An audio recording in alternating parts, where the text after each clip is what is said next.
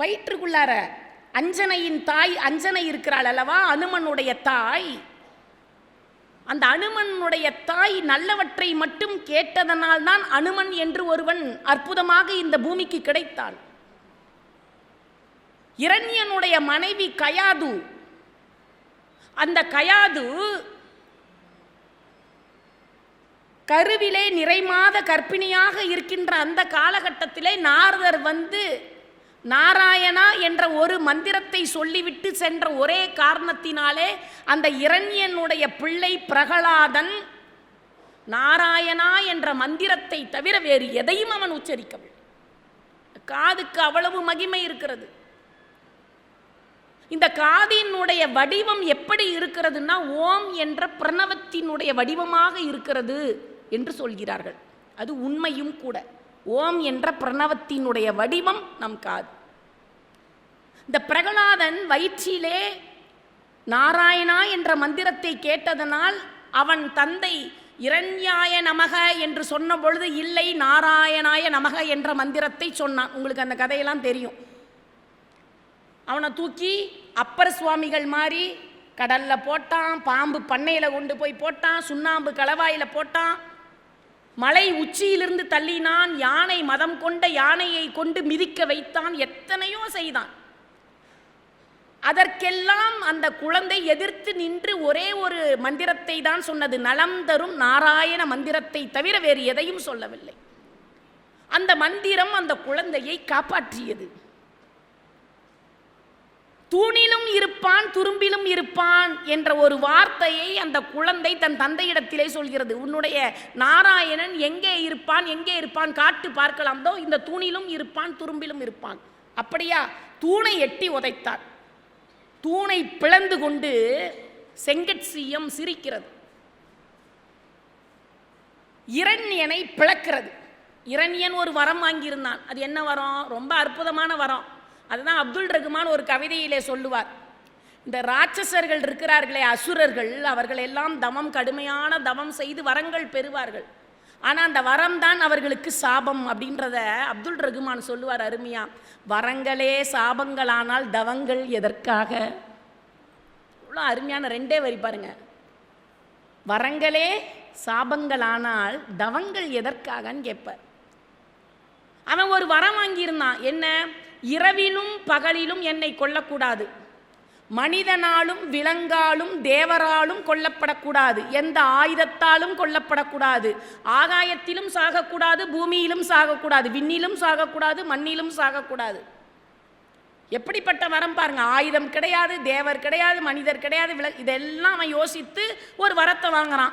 அதையெல்லாம் யோசிக்கிறார் நாராயணர். அப்படி ஒரு உருவம் கொண்டு வருகிறார். மனிதனும் இல்லாமல், விலங்கும் இல்லாமல், தேவனும் இல்லாமல் நரசிம்மமாக வருகிறார். இரவும் இல்லாது பகலும் இல்லாமல் அந்தி சாய்கின்ற பொழுது, உள்ளேயும் இல்லாமல் வெளியேயும் இல்லாமல் வாசற்படிகட்டு, மேலேயும் கீழேயும் இல்லாமல் தன்னுடைய மடியிலே தூக்கி அந்த இரண்யனை வைத்துக்கொண்டு எந்த ஆயுதத்தாலும் கொல்லப்படக்கூடாது என்று சொன்னானேன்னு சொல்லி தன்னுடைய நகத்தினாலே அவனை கொன்று அந்த இரண்யனுக்கு சம்ஹாரம் செய்கிறார் நரசிம்மமூர்த்தி. சம்ஹாரம் செஞ்சதுக்கு பிறகு ஆத்திரம் அடங்கவில்லை. தேவர்கள் எல்லோரும் வந்து நிற்கிறார்கள். அன்னை மகாலட்சுமி வந்து நிற்கிறாள். குழந்தாய், எப்படியாவது நரசிம்மருடைய கோபத்தை நீ தணிப்பாயாக. இந்த குழந்தை போய் நின்ன உடனே தணிக்க முடியாத கோபம் கொண்ட நரசிம்மம் கோபம் தணிந்து அந்த குழந்தையினுடைய தலையை நாவினாலே வருடியது, நாவினாலே நக்கியது. குழந்தாய், நாராயணா, என் பொருட்டு நீங்கள் தூணை பிளந்து கொண்டு செங்கட்சியமாக வந்தீரோ என்ற அந்த குழந்தை நாராயணா என்ற மந்திரத்தை சொன்ன பொழுது அந்த செங்கட்சியம் சீறி பாய்ந்து தனக்குள்ளே இருந்த குரோதத்தோடு இருந்த அந்த செங்கட்சியம் கண்களில் இருந்து கண்ணீர் மல்க, அன்பு உருக, நெஞ்சமெல்லாம் நெக்குருகி அந்த குழந்தையை பார்த்து, பிரகலாதா, என் குழந்தாய், என்னை மன்னித்து விடப்பா என்று கேட்டது. ஏங்க, இதில் எங்கேயாவது தவறு நடந்ததா? ஆனால் பிரகலாதன்ட்ட போய் செங்கட்சியம் மன்னிப்பு கேட்கிறது. என்னை மன்னிச்சிடுப்பா. நாராயணா, எதற்காக என்னிடத்திலே மன்னிப்பு கேட்கிறீர்கள்? மன்னிப்பு கேட்பதற்கு எந்த அவசியமும் இல்லை. அப்பா, உன்னிடத்திலே நான் மன்னிப்பு கேட்கிறேன். நான் உன்னை காப்பாற்றுவதற்கு தாமதமாக வந்ததற்கு என்னை மன்னித்து விடு. நீ தாமதமாக வரவில்லையே, தூணை பிளந்து கொண்டு உடனே வந்து விட்டாயே என்று பிரகலாதர் சொன்னார். அதற்கு நாராயணன் சொன்னார், பிரகலாதா, நீ சிறு குழந்தை ஆயிற்றே, தூணிலும் இருப்பாய் துரும்பிலும் இருப்பான் என் நாராயணன் என்று சொல்லிவிட்டாய். நீ தூணை காட்டுவாயா துரும்பை காட்டுவாயா என்று எனக்கு தெரியாது. அதனால் உலகத்திலே இருக்கக்கூடிய அத்துணை தூணிலும் துரும்பிலும் எங்கெங்கெல்லாம் அணுக்கள் இருக்கிறதோ அந்த அணுக்கள் தோறும் போய் நான் இருந்து நீ கை காட்டுகின்ற இடத்தில் நான் வர வேண்டுமே என்று தாமதமாக நிறைய நேரம் எடுத்துக்கொண்டேன். அதனால் என்னை மன்னித்து விடு என்று கேட்டான். எங்க காதில் ஒரு சின்ன வார்த்தை கேட்டதுக்கு, காதோரம் ஒரு வார்த்தை கேட்டதுக்காக ஒரு பெரிய அவதாரமே நிகழ்கிறது. பிரகலாதன் மட்டும் காதிலே நாராயணா என்ற மந்திரத்தை கேட்கவில்லை என்று சொன்னால் நரசிம்ம அவதாரமே நிகழ்ந்திருக்காது. ராமா என்ற ஒரு வார்த்தையை அகலிகை காதிலே கேட்டிருக்காவிட்டால் ராம அவதாரமே நிகழ்ந்திருக்காது. என்னங்க எப்படி சொல்றீங்க? ஆச்சரியமா இருக்குது. கௌதமருடைய மனைவி தன்னுடைய கணவன்தான் என்று நினைத்து இந்திரனோடு தவறாக அவள் தன்னுடைய வாழ்க்கையிலிருந்து கற்பு நெறி பிறழ்ந்து விட்டாள் என்று கௌதமர் நினைத்து அவளுக்கு கல்லாக போக கடவுது என்று சாபம் கொடுக்கிறார் ராமாயணத்தில். கல்லாப்பூ. அகலிகை எப்படிப்பட்டவள்? அமிர்தம் தோன்றிய பொழுது தோன்றியவள், சிறிதளவும் குறையில்லாதவள் அந்த அகலிகை. அந்த அகலிகை கல்லாக போக கடவுது. அவளை எப்படியாவது அடையணும்னு இந்திரன் முயற்சித்து கொண்டே இருந்தான், முடியல. அந்த நேரத்தில் நாரதர் ஒரு பிரம்மா 33 தேவர்களும் அகலிகையே மனைவியாக அடையணும்னு நினைக்கிறாங்க. அப்போ நாரதர் ஒரு விதியை வகுத்தார். 2 பக்கம் தலை உள்ள பசுமாட்டை யார் 3 முறை சுற்றி வருகிறார்களோ அவர்களுக்கு அகலிகை. 2 பக்கம் தலை உள்ள பசுமாடு எங்கேயாவது உண்டா? எல்லாரும் தேடுறாங்க, உலகம் முழுக்க தேடுறாங்க, தேட போயிட்டாங்க. ஆனால் நாரதர் என்ன பண்ணார்? கௌதமரை போய் கூட்டிகிட்டு வந்து வசிஷ்டருடைய ஆசிரமத்தில் காமதேனு நந்தினி பசுவை ஈன்று கொண்டிருந்தது. அதனுடைய பின்புறத்திலே நந்தினியினுடைய தலை வரவும் நீ சீக்கிரமாக 3 முறை சுட்டுன்னு நாரதரே ஒரு விதியையும் வகுத்து அந்த விதிக்கான வழியையும் காட்டி கௌதமர் கையிலே அகலிகையை ஒப்படைத்து விட்டார். இப்போ அகலிகை கற்பு நெறி பிறழ்ந்து விட்டாள். அவளுக்கு தெரியல. கௌதமர் தோற்றத்திலே வந்துட்டான் இந்திரன். அவன் ஒரு சாபம் கொடுத்துட்டான். கௌதமர், நீ கல்லாக போக கடவுது. சுவாமி, அறியாமல் செய்த தவறுக்கு இப்படி ஒரு தண்டனையா?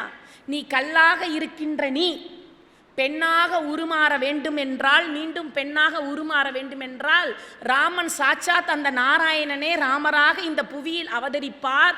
அவருடைய கால் தூசுப்பட்டு நீ பெண்ணாக மாறுவாய் என்று ஒரு வார்த்தையை கௌதமர் சொல்லிவிட்டு போய்விட்டார். இப்போ ராமர் இன்னும் பிறக்கல. தசரதன் இன்னும் யாகம் புத்திரகாமேஷ்டி யாகம் செய்யவில்லை, எதுவும் நடக்கவில்லை. இன்னும் அவன் அந்த சிரவணனை கூட கொல்லவில்லை. அதற்கு முன்பாகவே ராமர் ஒருவர் பிறப்பார், அவர் உனக்கு மோட்சம் கொடுப்பார். இப்ப ராமர் வரார், விஸ்வாமித்திரர் கூட்டிகிட்டு வரார். தாடகையை கொன்னுட்டு விஸ்வாமித்திரர் கூட்டிகிட்டு வரார். யாரை கூட்டிகிட்டு வராரு? ராம லக்குவனர்களை கூட்டிக் கொண்டு வருகிறார். எதற்கு? மிதிலையை நோக்கி சீதா பிராட்டியை திருமணம் செய்வதற்காக கூட்டிக் கொண்டு வருகிறார். வருகின்ற வழியிலே ஒரு ஆசிரமம் பழுதடைந்து சின்னாபின்னமாக கிடக்கிறது. இது யாருடைய ஆசிரமம்? கௌதமர் ஆசிரமம். அப்படியா? இங்கே என்ன நேர்ந்தது? ஏன் இப்படி இருக்கிறது? இந்திரனால் விளைந்த வினை இது. அப்படியா? உள்ளே கல்லாக கிடக்கிறாள் அகலிகை என்ற ஒரு பெண். அவள் உன்னால் தான் சாப விமோசனம் பெற வேண்டும், வா என்று விஸ்வாமித்திரர் அழைத்து கொண்டு போகிறார். உள்ளே போன உடனே ராமருடைய கால் பட்டு அகலிகை பெண்ணாக மாறி நிற்கிறார். இந்த கம்பர் ரொம்ப அருமையாக சொல்லுவார், இவ்வண்ணம் நிகழ்ந்த வண்ணம் இனி இந்த உலகுக்கெல்லாம் உய்வண்ணம் அன்றி மற்றொரு துயர் வண்ணம் உருவதுண்டோ? மைவண்ணத்து அரக்கி போரில் கைவண்ணம் கண்டேன், இங்கு கால் வண்ணம் கண்டேன் எழுதினார். அந்த அரக்கி போரில் உன்னோட கை திண்மையை கண்டேன், இங்கே உன் கால் திண்மையை கண்டேன். இதை அப்படியே கண்ணதாசா அருமையாக திரைப்பட பாடலில் இந்த வண்ணம்ன்ற சொல்ல பயன்படுத்தினார்.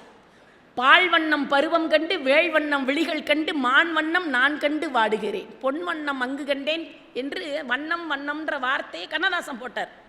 இப்போ அகலிகை கல்லாக இருந்தவள் பெண்ணாக மாறி நிற்கிறாள். ராமன் தாயே என்று வணங்கினான். தாயே என்று வணங்கியவள் உடன் அவள் கண்களில் இருந்து கண்ணீர் பெருக்கெடுத்து ஓடியது. ராமா, நீ என்னையா தாய் என்று அழைக்கிறாய்? கேட்டாவ, என்னையா தாய் என்று அழைக்கிறாய்? உன்னை ஈன்றெடுத்தவள் கோசலை, வளர்த்தவள் கைகேயி, உனக்கு சுபத்திரை என்று ஒரு தாய் இருக்கிறாள். ஆனால் இந்த அகலிகை அற்பமானவள், கற்பு நெறி பிறழ்ந்தவள் என்று இந்த உலகத்தாரால் சபிக்கப்பட்டு ஒடுக்கப்பட்டு என் இதயம் கல்லாக மாறி நானும் கல்லாக மாறி சிதிலமடைந்த இந்த குடிலுக்குள் கிடக்கிறேனே, என்னை பார்த்தா தாய் என்று அழைக்கிறாய் ராமா என்று கண்ணீர் விட்ட பொழுது ராமன் சொன்னான், நான் இந்த திரேதாயுகத்தில் பிறப்பதற்கு முன்பாகவே ராமா என்ற ஒரு வார்த்தையை உன் இதயத்தில் நீ கருவாக சுமந்ததா? என் தாய்க்கு முன்பாகவே நீதான் தாய். ஒரு தாயின்ற அந்தஸ்து கிடைச்சதுங்க.